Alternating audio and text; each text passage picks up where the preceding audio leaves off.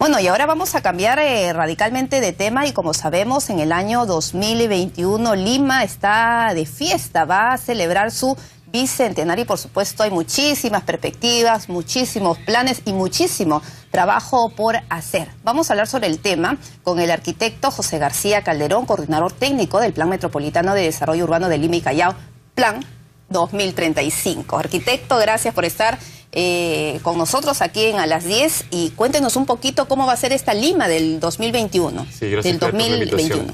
Sí, nosotros nos encontramos trabajando en el Plan de Desarrollo Urbano al 2035, pero nos ha parecido adecuado el año 2021 hacer una estimación de lo que implicaría la conmemoración del segundo centenario de la independencia, ¿no? Pensamos que en el 2021 es posible ya poder alcanzar algunas metas de desarrollo urbano para la ciudad. Lo que estamos viendo, por ejemplo, estos días con las innovaciones y la implementación de nuevos sistemas de transporte, ¿no? Ya tendríamos la línea 1, la línea 2 operativas, ¿no? Tendríamos también el sistema de buses, que ahora también está entrando a la reforma, completamente formalizado y reorganizado, que transporta 90% de viajes en la ciudad. Y ya podríamos optar por un sistema integrado de transporte de los limeños, ¿no? Que esto permitiría que pudiéramos, de una modalidad de transporte a otra, poder hacer los cambios sin tener que estar saliendo de un sistema a otro, ¿no? Ustedes en víspera de las fiestas patrias han aprovechado para poder presentar todas las acciones que se están adoptando y los desafíos. El tema del transporte es fundamental. Más o menos, ¿cómo será la Lima de ese entonces? ¿Con cuántos habitantes? Sí. ¿Cuál va a ser el déficit de repente de transporte? ¿Se va a solucionar en un 100% el tema de falta de unidades de transporte? ¿Dejaremos atrás los problemas que estamos viendo en estos días con la implementación de esta reforma en el sector? Sí, seremos 10 millones y medio de limeños en el 2021. Lo ideal sería que podamos mantener un alto porcentaje de viajes en transporte público, porque ahora sucede esto. Ahora el 70% de limeños viajan en transporte público y es un índice envidiable para cualquier ciudad de país desarrollado. ¿En qué sentido? ¿Por qué envidiable? Envidiable porque permite ahorrar recursos, porque genera menos congestión, ¿no? Porque cuando el transporte público es eficiente y transporta la mayor cantidad de viajes en la ciudad, eso genera una serie de beneficios en este sentido, ¿no? Entonces tenemos que lograr mantener ese índice. El problema es que ahora se hace en un sistema bastante precario y bastante informal, ¿no? Entonces tenemos que evitar de que baje y en 2021 seguir teniendo un 70% por lo menos de limeños viajando en transporte público, pero en condiciones óptimas en un sistema integrado de transporte. Ahora, falta solamente 7 años. En realidad es poco tiempo. Lo que a veces uno lo ve como un sueño al ver las imágenes, los documentos que se presentan sobre cómo sería esta Lima. ¿Se va a poder concretar en estos 7 años? Sí, hemos estimado qué cosas podrían alcanzarse, ¿no? Entonces, el sistema integrado de transportes es uno de ellos. Cuando se refieren al sistema integrado, es al tema del... Que ya pueda estar la línea 1, la línea 2 y ya la totalidad del sistema de buses organizado. De los corredores y las rutas alimentadoras, sí, todo eso. Sí, eso es alcanzable en 2 años, 3 años máximo, ¿no? Entonces, al 2021 ya podríamos estar teniendo un sistema organizado de transporte público, que es algo que nos hemos demorado como ciudad algunas décadas en implementar.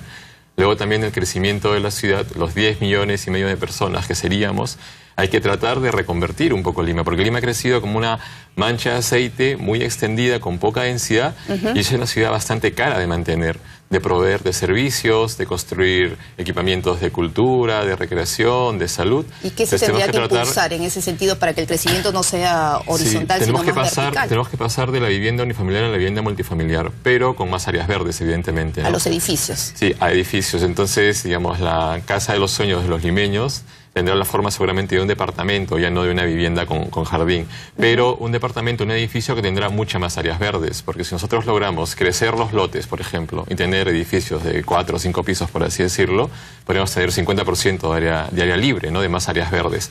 Entonces, esto va a ser importante porque nos va a permitir ahorrar recursos. Un tema que nos preocupa bastante es la sostenibilidad de la ciudad futuro, ¿no? Por ejemplo, en el tema ambiental. El tema del agua. El agua, por ejemplo, ¿no? ¿Qué tanta escasez? Lima, en el primer centenario, en el 1921, todavía era una ciudad pequeña que tenía una escala de 40.000 hectáreas, ¿no? Y estaba rodeada de valle, ¿no? ¿Y cuántas personas vivían en...? En la Lima del 1921 teníamos todavía 300.000 personas. Imagínense, ¿no? 300.000 personas contra 10 millones y medio que van a ser. Y 4.000 hectáreas de superficie. Hemos crecido 30 veces en población y 20 veces en tamaño. Entonces, lo que antes era una ciudad rodeada de un gran valle, que era el Valle del Rímac, ahora se ha invertido la proporción, porque toda la ciudad ha ocupado lo que antes era valle, ¿no? Y hemos llegado a darnos cuenta que estamos en una zona desértica, porque los límites de la ciudad ahora son el desierto, ¿no? Sí. Y la carencia de agua... la expansión, además. Así es, ¿no? Entonces la carencia de agua es un tema que nos preocupa. Tenemos que bajar el consumo de agua. Un limeño en promedio consume 250 litros por día. Y a nivel de la región, por ejemplo, o de países que estén en una similar situación o un poquito mejor, ¿cuánto es su consumo? ¿O cuánto es un estándar internacional aceptable? Por ejemplo, aceptable? Ciudades como Berlín, como París, que son ciudades de países desarrollados, con recursos, con un PIB alto, están alrededor de 150 litros. Nosotros estamos en 250, ¿no? Tenemos todavía carencia de recursos y además los malgastamos, ¿no? En ese sentido hay que optimizar el uso del agua, hay que tratar de reutilizar la mayor cantidad para poder regar, por ejemplo, las áreas verdes que también hacen falta. Porque ¿qué podría pasar? Así para que la gente tome conciencia de una vez por todas de que tiene que racionalizar el consumo y el uso del agua. Puede empezar a racionalizarse, evidentemente, ¿no? Porque ¿qué podría pasar en caso contrario? O sea, ¿podría esto llegar a una situación caótica? Una situación crítica. La sostenibilidad de la ciudad sí está comprometida si no tomamos las medidas ahora. Lima todavía es una ciudad joven como metrópoli, digamos. Pero estamos en el momento crítico de poder tomar medidas y poder entrar a una madurez en condiciones óptimas. Si no hacemos esto, la ciudad realmente va a ser poco sostenible. Y esto va a afectar el desarrollo económico, va a afectar la calidad de vida, va a afectar muchos temas que queremos evitar que sucedan, ¿no? Por eso es que se está haciendo el plan al 2035. Y el tema de la recuperación del río Rímac, tanto se habla del río Hablador, de todas las acciones que se están tratando de adoptar entre la autoridad municipal de Lima y también en coordinación con las autoridades distritales y a nivel del gobierno central, a través del Ministerio del Ambiente. Ahí tenemos un desafío pendiente porque todavía en todas las fajas ribereñas, al menos lo que recorre el Rímac cuando entra a la ciudad, que son como 50 kilómetros, no hemos logrado cambiar el escenario que tenemos ahora de ser un lugar de desechos, marginal. La ciudad antes le daba la vista al río, hasta antes del siglo XX o mediados del siglo XX, pero de pronto hemos instalado ahí las carreteras, las vías férreas, y además son lugares de desechos de desagüe, ¿no? ¿Y qué tan importante, para tener una idea, es este río? Sí, el río, para los limeños. Sí, debería volver a hacerlo porque es una reserva paisajística y ambiental también, ¿no? Entonces, no solamente es una vía para poder transitar rápido, sino también tenemos que pensar que puede ser un gran espacio público. El gran pulmón de la zona central de la ciudad y de los distritos del este y del oeste debería ser el río Rímac. Para esto se ha comenzado con un proyecto que es la vía Parque Rímac, que es una vía rápida que pasa por debajo del río en la zona central, y se está generando un gran parque en la isla Cantagallo. Pero también nos queda pendiente los otros 50 kilómetros que tenemos que trabajar en coordinación con los distritos y pensar que de repente los recursos de los distritos todavía no alcanzan para poder ejecutar las obras de defensas ribereñas y de recursos. Ahí creemos el apoyo del gobierno central para poder abordar todas estas obras. ¿De cuánto dinero estaríamos hablando para un proyecto así? Ustedes ya tienen un estudio. Sí, hemos estimado que con unas obras de protección mínimas y de tratamiento de algunas áreas mínimas podemos requerir 500 millones de soles, ¿no? En los siguientes años. Entonces es un esfuerzo importante que tendría que abordarse desde diversos frentes, los recursos municipales distritales, el provincial y también el gobierno central. Ahora, ¿en qué otro aspecto tendría que cambiar nuestra Lima con miras al Bicentenario para que en realidad nuestra ciudad sea una zona viable y sustentable? Por ejemplo, Lima hasta hace unos 40 años tenía una única zona central, ¿no?, donde los limeños de todo el resto de la ciudad acudíamos para trabajar, para comprar, para recrearnos. Y como Lima ha crecido tanto, ha empezado a surgir nuevos centros, ¿no? En la zona norte, por ejemplo, entre Independencia, entre la avenida Tupac Amaru y la Panamericana. Claro, los que viven ahí no tienen por qué... No deberían, porque antes pasaba todo eso, ahora, ¿no? Claro, pero antes sí tenían que viajar una hora y media para ir a hacer un trámite, para comprar, para trabajar, ¿no? Entonces, este fenómeno, este proceso tenemos que acentuarlo, ¿no? Y así como hay una centralidad en el norte, hay que desarrollar nuevas centralidades en la Lima Este, que ya estamos viendo que con la llegada del tren eléctrico, en San Juan del Lurigancho puede surgir una. También en Lima Sur, con la llegada de la vía expresa con la Panamericana y Atocongo. En esa zona también hay oportunidades interesantes de poder desarrollar una nueva centralidad.